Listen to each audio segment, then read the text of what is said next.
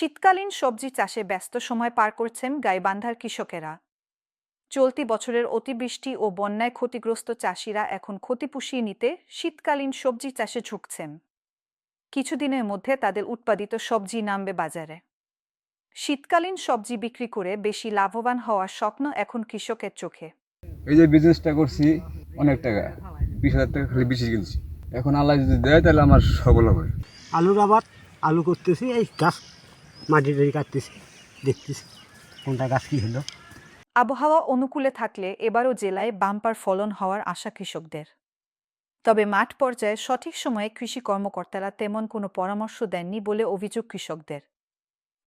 জেলা কৃষি সম্প্রসারণ অধিদপ্তর জানায়, প্রতি বছর জেলায় উৎপাদিত সবজি জেলার চাহিদা পূরণ করে রাজধানী ঢাকা সহ দেশের বিভিন্ন জেলার চাহিদা পূরণ করে থাকে।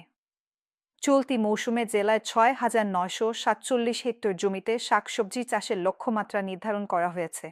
হালেন আলু করছি, মূলে করছি, তারপর গাজর করছি, এগুলি খুবই লাভজনক।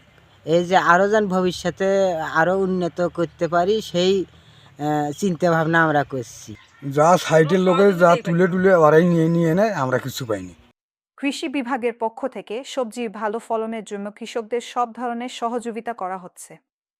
চলতি বছর বন্যা ও অতিবৃষ্টির কারণে সবজি চাষে কিছুটা বিঘ্ন ঘটে। নষ্ট হয়ে গেছে বীজ ও চারা। এর বিরূপ প্রভাব পড়ে জেলার বাজারগুলোতে। হঠাৎ বাজারে বিভিন্ন ধরনের সবজির দাম বেড়ে যায়।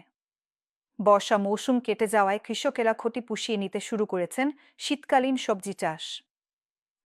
জেলার বিভিন্ন উপজেলায় চাষ করা সবজির মধ্যে ফুলকপি, বাঁধাকপি, মূলা, টমেটো, শিম, লাউ, পালং শাক, লাল শাক, ধনেপাতা সহ হরেক রকম শাকসবজি আছে।